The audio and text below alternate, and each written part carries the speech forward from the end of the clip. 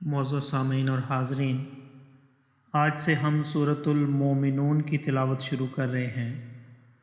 یہ سورہ مبارکہ مکی ہے۔ اس میں 6 رکوع اور 118 آیتیں ہیں، 1840 کلمے اور 4802 حروف ہیں۔ اعوذ باللہ من الشیطان الرجیم۔ میں پناہ مانگتا ہوں اللہ کی شیطان مردود سے۔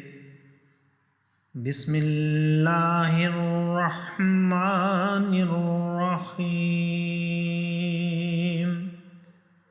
اللہ کے نام سے شروع جو نہایت مہربان رحم والا۔ قد افلح المؤمنون الذین هم فی صلاتهم خاشعون والذین هم عن اللغو معرضون والذین هم للزکاة فاعلون والذین هم لفروجهم حافظون إلا على أزواجهم أو ما ملكت أيمانهم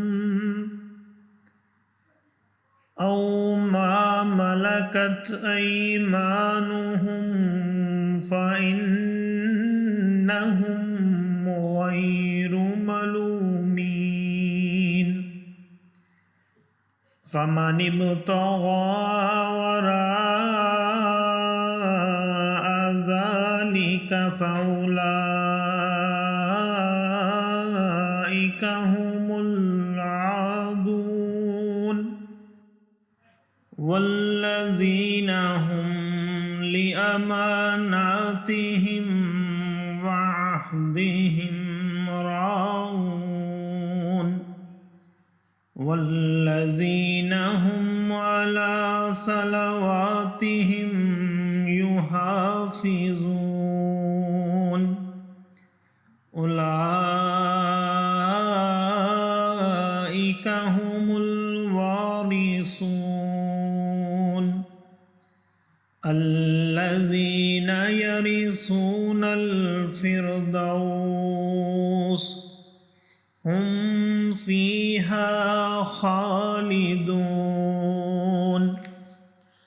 وَلَقَدْ خَلَقْنَا الْإِنسَانَ مِنْ سُلَالَةٍ مِّن طِينٍ ثُمَّ جَعَلْنَاهُ نُطْفَةً فِي قَرَارٍ مَّكِينٍ ثم خلقنا النطفة علقة فخلقنا العلقة مضغة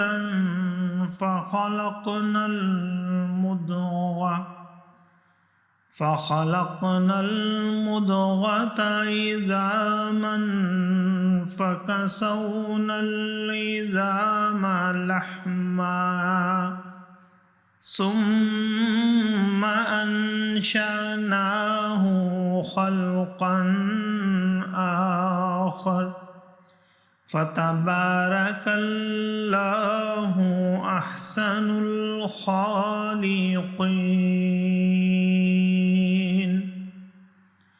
ثم إنكم بعد ذلك لميتون ثم إنكم يوم القيامة تبعثون صدق اللہ العظیم۔